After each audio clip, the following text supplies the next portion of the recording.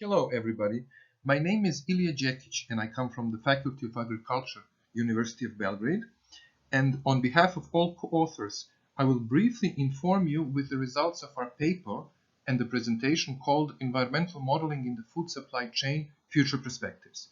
This presentation is actually an outcome of the cost action and the work group 2 which I was leading called Modeling for Eco-Design of Food Processes. The main results of our work is to show the environmental perspectives of food modeling, and our results reveal that basic perspectives are either through analyzing food as a food product, or analyzing food processes that occur within a food company, or analyzing food companies within a food supply chain. As mentioned in the previous slide, the first environmental perspective is analyzing food as a product. The most popular tool used for analyzing food as a product from an environmental perspective is life cycle assessment. It consists of compiling and evaluating inputs and outputs that occur throughout the life cycle of a product and analyzing the potential environmental impacts. Typically, we can analyze different types of subsystems that occur within a life cycle, either farm-to-gate studies, gate-to-gate studies, or gate-to-disposal studies. Farm-to-gate studies are studies that analyze what happens with the product from the farms to the exit of a food processing plant. Gate-to-gate studies are analyzing environmental impacts that occur basically within a food processing plant, and gate-to-disposal studies are studies that analyze environmental impacts of a product when it exits the food processing plant until we dispose basically the food waste or food packaging after its consumption. This slide gives the genetic system boundaries of food life cycle. The first thing we usually do when we want to analyze the life cycle of a typical food product is to see which subsystems we are analyzing within the food supply chain or the life cycle of a product. So here we see 4 subsystems. Subsystem 1, it's a farm. Subsystem 2 is the food processing plant. Subsystem 3 is the retail. And subsystem 4 are the households. And within these 4 subsystems, we analyze the inputs, basically natural inputs like water and fossil fuels, or other inputs like feed if we're analyzing livestock farms, or cleaning agents that we're analyzing, that we're using within food processing plants, electricity typically used within all 4 subsystems, and packaging. And the subsystem 5 gives us outputs that are basically connected with environmental impacts that occur within the life cycle. Although there are a number of different environmental impacts that are calculated within a life cycle assessment, in food production, we usually have 5 basic environmental potentials. The first and the most recognized is global warming potential, but joined with global warming potential, we also calculate cumulative energy demand. As we mentioned in the previous slide, within all subsystems, we use some type of energy, either electric energy or other types of energy, and of course, ozone depletion potential that is basically collected with the cold chain.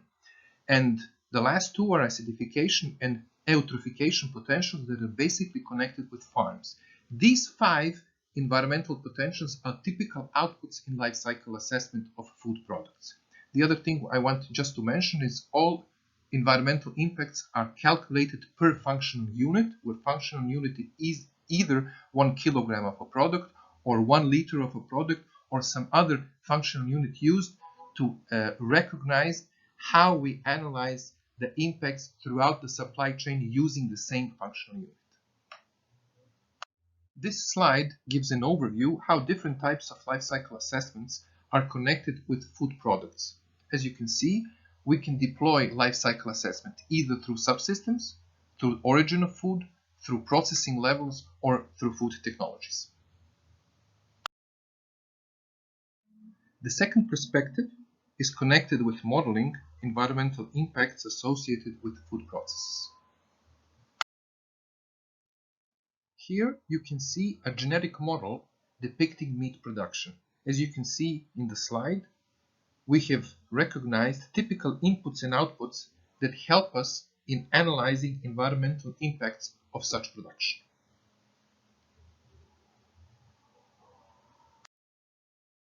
In modeling environmental impacts associated with food processes, we typically have two approaches. The first approach is so-called top-down approach, where we focus on one food process, let's say cleaning and sanitation, and within that process we analyze all environmental impacts like water consumption, use of chemicals, and wastewater discharge.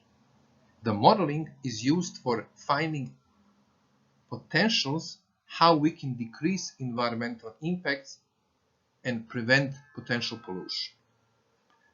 The other approach is so-called bottom-up approach, where we focus on one environmental impact or one environmental footprint, and within that chosen environmental impact, we analyze all activities and all processes within a food processing plant.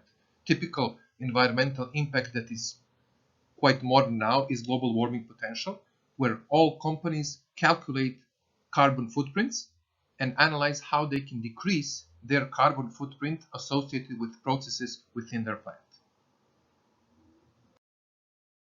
Finally, the third perspective is environmental modeling associated with food companies. During this cost action, we performed an interesting survey on use of environmental models in food companies. The survey was performed during 2018 with 203 companies answering the questionnaire from 12 countries.